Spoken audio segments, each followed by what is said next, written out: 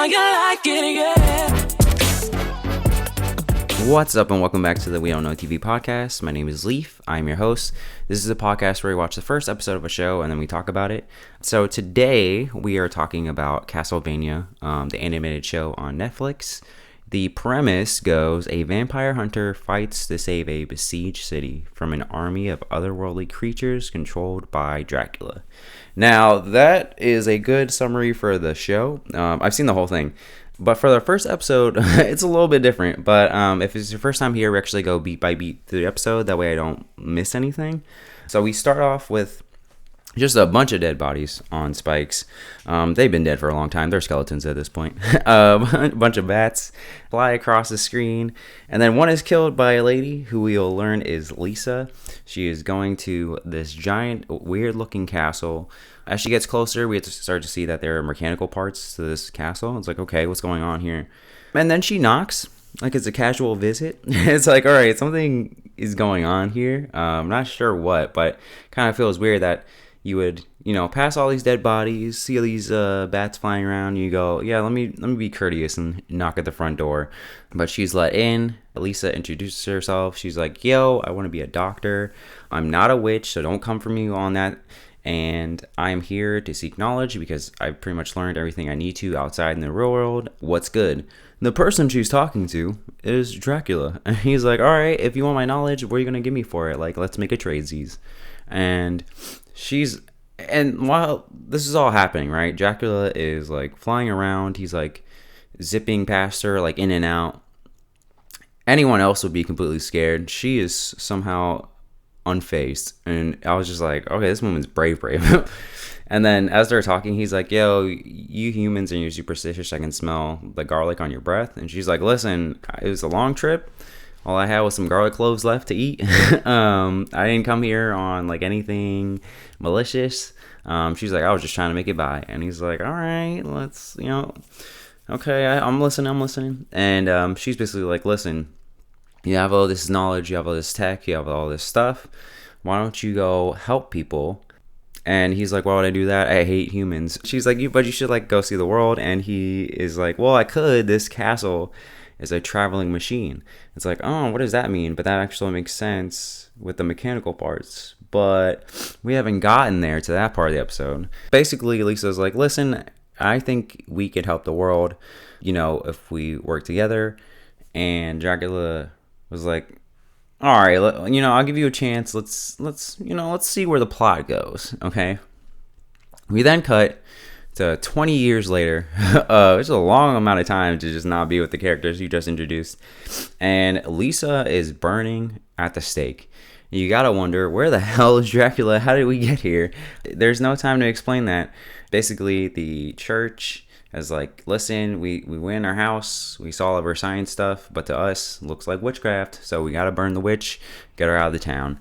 And what's interesting about this scene is as she's burning, Lisa is screaming up to the sky, and she's like, please, don't kill them. If you can hear me, they don't know what they're doing, they're dumb, they don't get it, please don't kill them. So clearly she's begging to Dracula, like, I know you're gonna come and you're gonna fuck some shit up, but like these people just, they're not, they ain't got that much building up in their upper story. Okay, so give them a little pass. And she wants Dracula to just be better than them. We then cut to this sick, graphic, like novel looking intro. Some of the scenes are just beautiful, like straight up like screenshot, put that on my laptop as like a wallpaper. And what's interesting is you're seeing characters that you'll eventually get introduced to later on, not even in this first episode for real. But yeah, it's kind of cool to see like, and I think it's a good idea of like, hey, look everyone, you're gonna get to know this person, but like it's in a cool intro, like don't worry about it. I hate my mic. But anyways, we then cut to Dracula, and he is just casually walking. It's kind of like, why are you not like, being like this force of nature? You're just kind of like casually strolling along. And then eventually he gets to Lisa's house. It has been burned down. Some old lady comes by, and she's like, oh, you must be Mr. Tepish. Which is like, why is she calling him that? And it turns out that he married Lisa at some point, and I guess took her last name to try to be more human. The old lady brings flowers to the burnt down house. She's like, yeah, Lisa was a good doctor. She was always good to me. I don't agree with what the church is doing. I think it is wrong that they're doing this. And, Dracula's like, yo, I'm gonna need to go get my wife. And she's like, the old lady's like, listen, she's dead at this point. They burned her at the stake. And Dracula, of course, by hearing that his wife is just burned for being a witch, is absolutely pissed. And he's like, she was the only person to really convince me to give you humans a chance. And I am tired of it. She told me to walk around and act like a regular human man. And that's it. We're done. It's over now. So he's like, my last kindness is I'm going to tell you, old lady, you better grab your family. You better dip out of this town because I promise you it won't be around soon. And then he turns into flames, but it has like the outline of like Dracula's body. It's sick. And then he like disappears. We cut back to the burning. People are cheering like, yeah, the witch is dead. Let's go. The priest obviously sucks. But he's saying these things like, oh, like this could be a great god country, like area. But I just keep having to kill people. It's like, oh, what a world. And it's like, bro, you don't have to kill anybody. You're doing this of your own accord and putting it in God's name. But nobody wants to hear that. So Dracula appears in this giant flaming head. And he starts talking to them, which I thought was interesting. Because if it was me, I'm all action at that point. But he's like, my wife talked you guys up. I try to give humans a chance. I try to live like you, and just be like a good man. And you killed my wife. So he's like, you know what? I'm going to give you guys a year. You better move out because after the year's done, I'm going to nuke this entire place. So if you're here in a year, you're going to be dead. So peace out. And then... Oh, and he was also like, yo, I'm being super generous, which he was. Giving them a whole year to, like, get their shit together is crazy. Because if it was me, pop up, kill the Pope or, like, the priest dude, whoever was in charge, and the mayor, and then be like, yo, y'all got a year to move, or y'all, y'all got, like, a week to move, and then I'm just going to destroy this whole city just to feel better. But anyways, what actually happens is he's like, this is generous of me to give you a year. Peace out. He disappears, and then a bunch of fireballs rain down on the area. Then we go back to Dracula, and you can tell he actually loved Lisa. He's like wrecking things. He has this weird like glass shards that are moving around, but they don't really explain it. But he's just like destroying things in like an office, and he's upset, and he's like, man, it's gonna take me a whole year to like summon a whole army to like kill all these humans, which I feel like he could probably just go on a rampage and be stopped. So it was a little confusing as to why he really needs an army. But anyways, again, he explains like Lisa is the only reason I even like humans to begin with, and now that she's gone, I gotta kill them all. And Alucard is like, yo, I don't think you should do this. By going out and killing everybody, you're just essentially kind of doing what the humans are doing, but like on a grander scale. And he's like, nah, I'm gonna do it. Like, I'm gonna do it. And it's kind of interesting because you get the sense of like, no, like they took his wife from him just for being smart because they didn't understand her. So it makes sense that he wants some sort of revenge.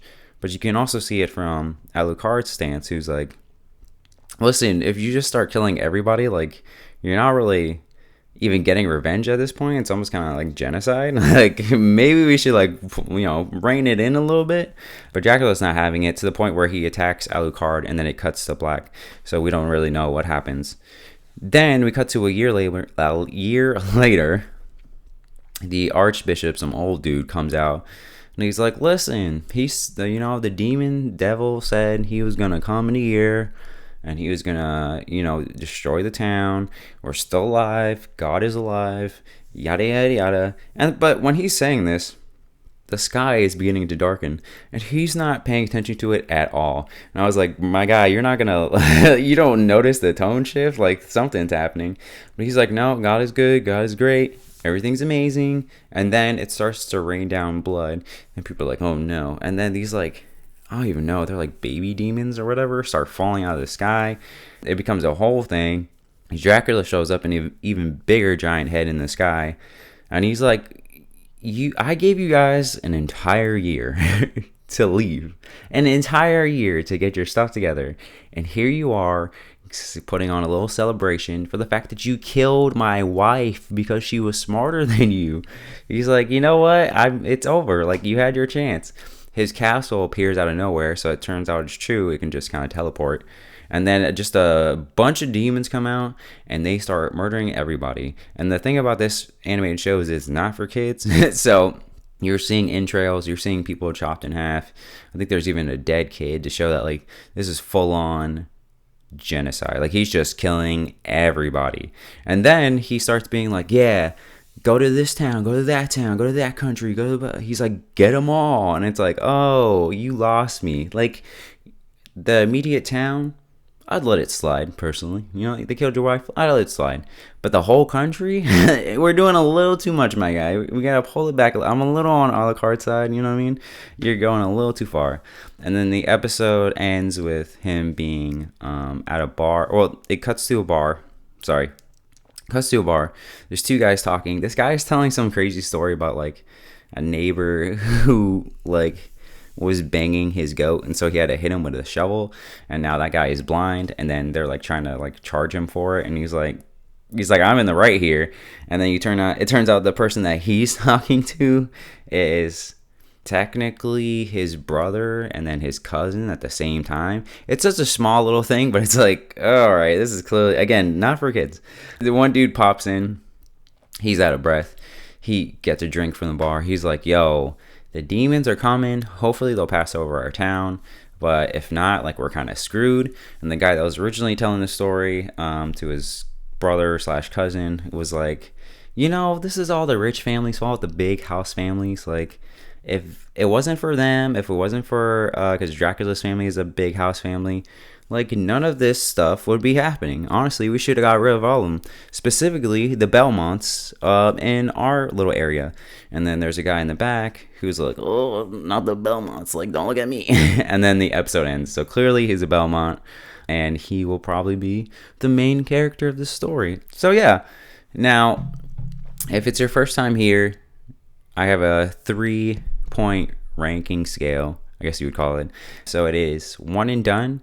It is give it a chance, and I'm in. For this one, even going back to watch the first episode, I'm going to get an I am in.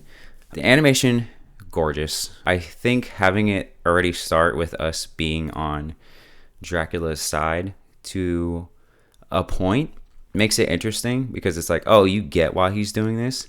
He's going way too far with it, but you get why he's doing this. And I think having the main character of the series, I mean, you can see him on the poster, just kind of be a blip at the end, leaves enough mystery to be like, oh, well, who is that guy? Also, they don't explain who Alucard is. There's just some guy who pops in and is like, hey, maybe you shouldn't do this, who's like on Dracula's, well, not on Dracula's side, but he's in Dracula's castle, so he has to have some connection to him.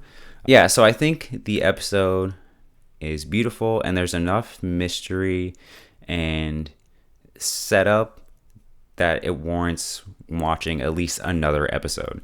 I don't really remember the rest of the season, so there's not really a spoiler section for this, but I do remember, like, of course, as the seasons go on, the budget gets bigger, and like that last season, like, some of the fight scenes are just absolutely gorgeous. Like, I know this episode looked good, but like, I mean, budget is budgeting at that final season.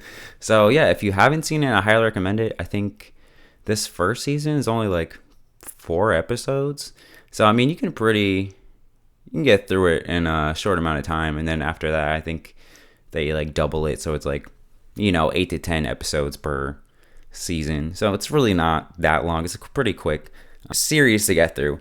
And in case you didn't know, it's kind of like a sequel called Castlevania Nocturne, which I did watch. I'll have to watch the first episode of that again at some point, but I don't know when I'm going to do that. But yeah, enough talking. Let me know what you thought. Give this episode a rating. If you want to follow me, you can follow me on Twitter or X at Little Leafers. And yeah, I will talk to you guys next time. Next episode will be tomorrow. So have a good day. Peace.